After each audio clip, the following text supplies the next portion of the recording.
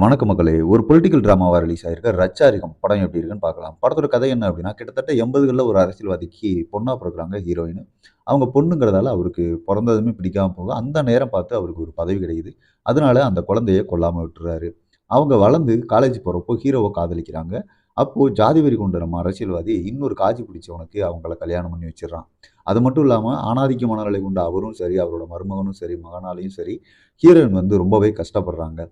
Heroine அவங்கள எல்லாருமே எப்படி பழிவாங்குனாங்க, அரசியல்ல அவங்கள மீறி எந்த உயரத்துக்கு போறாங்கன்னு ரத்தமும் சதையுமா சொல்றது தான் இந்த படத்தோட கதைக்களமே.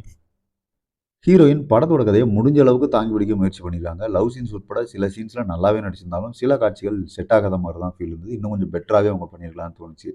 ஹீரோ உட்பட மத்தவங்க எல்லாருமே ஒரு டைப்பிக்கல் லோ பட்ஜெட் தெலுங்கு படத்துல ஓவர் ஆக்டிங் கலந்து நடிப்பாங்கல்ல, அத மீட்டு மாறாம கத்தி பேசி, இழுத்து பேசி தான் நடிச்சிருக்காங்க. அது அந்த வழக்கமான தெலுங்கு படம் பார்க்குறவங்களுக்கு செட் ஆகலாம். மத்தவங்களுக்கு கொஞ்சம் செட் ஆகாத மாரி ஃபீல் ஆகும்.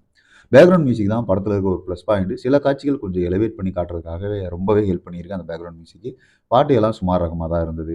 கேமராவும், ஆர்ட் ஒர்க்கும் நல்லா கலர்ஃபுல்லாவே இருந்தது. வழக்கமான டெம்ப்ளேட்ல ஒரு பழிவாங்குற பொலிட்டிக்கல் டிராமாவா தான் இவங்க ஸ்க்ரீன் பிளேவா எழுதியிருக்காங்க. அதே டெம்ப்ளேட் மாறாம குடுத்தது தான் படத்தோட மிகப்பெரிய மைனஸே.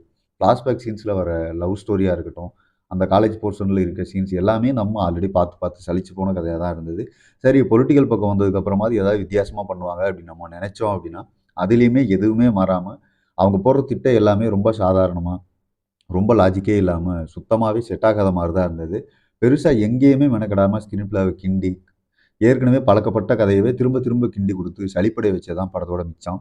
பேக்கிரவுண்ட் மியூசிக் தாண்டி படத்துல பெருசா எந்த பாசிட்டிவுமே எனக்கு தெரியல. அத விட்டு பாசிட்டிவா சொல்லணும் அப்டின்னா, அந்த கலர் டோன் கொஞ்சம் நல்லா இருந்த மாரி சொல்லலாம். வழக்கமான கதையா இருந்தாலும் பொழுது போகலன்னா, சும்மா நான் பார்த்துட்டு இருக்கேன் அப்டின்னு நெனைக்கிறவங்க மட்டும் பார்க்கலாம்.